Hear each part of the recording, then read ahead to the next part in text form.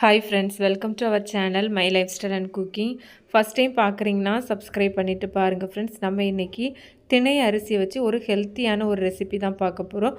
வாங்க இந்த ரெசிபி எப்படி பண்ணலான்னு பார்க்கலாம். இது செய்கிறதுக்கு 250 ml கப்பில் 1 கப் அளவுக்கு திணை அரிசி எடுத்துருக்கிறேன். திணையில் நிறையவே ஹெல்த் பெனிஃபிட்ஸ் இருக்குது. இதில் நிறைய புரதச்சத்து, நார்ச்சத்து, இரும்புச்சத்து, கால்சியம், பாஸ்பரஸ்லாம் இருக்கிறதுனால எலும்போட ஆரோக்கியத்துக்கும் ரொம்பவே நல்லது. இது கூடவே அரை கப் அளவுக்கு பச்சைப்பயிறு சேர்த்துக்கலாம். பச்சைப்பயிரில் நிறையவே புரதச்சத்து இருக்குது. ரொம்ப ரொம்ப ஹெல்த்தியான ஒரு ரெசிபி இது. இது கூடவே 1/4 கப் அளவுக்கு வெள்ளை கலர் கொண்டக்கடலை எடுத்துருக்கிறேன். நீங்கள் இதுக்கு பதிலாக கருப்பு கொண்டக்கடலை கூட எடுத்துக்கலாம். இப்போ இதெல்லாம் சேர்த்ததுக்கப்புறமா ஒரு 2-3 நேரம் தண்ணி விட்டு நம்ம இதை நல்லா கழுவி எடுத்துக்கலாம். நல்லா கழுவுனதுக்கப்புறமா இதில் தேவையான அளவு தண்ணி சேர்த்து ஊற வச்சிடலாம். ஓவர் நைட் ஊற வச்சுக்கோங்க, இல்லைன்னா குறைஞ்சது ஒரு 6 மணி நேரமாவது ஊற வச்சு எடுத்துக்கலாம். இப்போ நமக்கு எல்லாமே நல்லா ஊறி வந்துட்டு, இப்போ இதில் இருக்க தண்ணியை ஃபில்ட்ரு பண்ணிவிட்டு எடுத்து வச்சுருக்கிறேன். இப்போ இதை ஒரு மிக்ஸி ஜாருக்கு மாற்றி அரைச்சி எடுத்துக்கலாம். நான் இங்கே 2 பேட்சாக அரைச்சி எடுக்க போகிறேன். ஃபஸ்ட்டு பேட்சில் பாதி அளவு சேர்த்துட்டு இது கூடவே ஒரு பச்சை மிளகாவும் 1 இன்ச்சும் சேர்த்துட்டு தேவையான அளவு தண்ணி சேர்த்து நம்ம இதை அரைச்சி எடுத்துக்கலாம். நல்லா ஸ்மூத்தாக இது போல் அரைச்சி எடுத்துக்கலாம். இப்போ இதை ஒரு பாத்திரத்துக்கு மாற்றி எடுத்துக்கலாம். மாவு பார்த்திங்கன்னா இது போல் ஒரு கன்சிஸ்டன்சி தான் இருக்கணும். இது போலவே 2வது பேட்சை அரைச்சி எடுத்துக்கலாம். 2வது பேட்ச் அரைக்கும் போது இஞ்சி, பச்சை மிளகாய் சேர்க்க வேண்டாம். இப்போ இதையும் பாத்திரத்துக்கு மாற்றி எடுத்துருக்கிறேன். கூடவே மிக்ஸி ஜார்லேயும் கொஞ்சமாக தண்ணி சேர்த்து இதில் சேர்த்துருக்கிறேன். தேவையான அளவு உப்பு சேர்த்துட்டு இதை நல்லா கலந்து எடுத்துக்கலாம். நம்ம இதை நல்லா புளிக்க வச்சு செய்யும்போது இதோட பயன்கள் ரொம்ப அதிகம்தான். நீங்கள் டைம் இருந்தால் புளிக்க வச்சு கூட நீங்கள் செஞ்சு எடுத்துக்கலாம். புளிக்க வைக்கிறதா இருந்தால் ரொம்ப நேரம் புளிக்க வைக்கணும் அவசியம் இல்லை. ஒரு 4லேருந்து ஒரு 5 மணி நேரம் புளிக்க வச்சாலே போதும். நான் இன்றைக்கி ஒரு 1 மணி நேரம் மட்டும்தான் வச்சுட்டு செய்ய போகிறேன். இது போல் நல்லா கலந்து எடுத்துகிட்டு இதை நம்ம மூடி வச்சிடலாம். இப்போ இது இருக்கட்டும். அடுத்ததாக இதில் சேர்க்கறதுக்காக வேண்டி ஸ்டவ்வில் ஒரு கடாய் எடுத்து வச்சுருக்கிறேன். இதில் ஒரு அரை டேபிள் ஸ்பூன் போல் எண்ணெய் சேர்த்துருக்கிறேன்.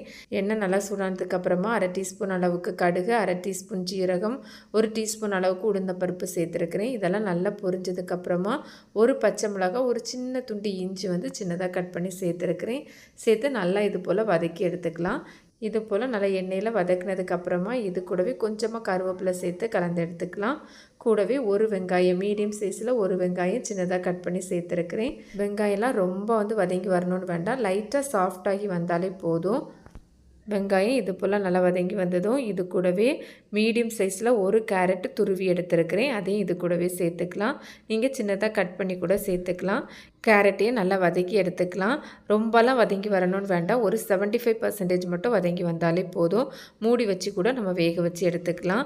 இது போல் கேரட்லாம் நல்லா வதங்கி வந்ததுக்கப்புறமா இதில் தேவையான அளவு உப்பு சேர்த்துக்கலாம்.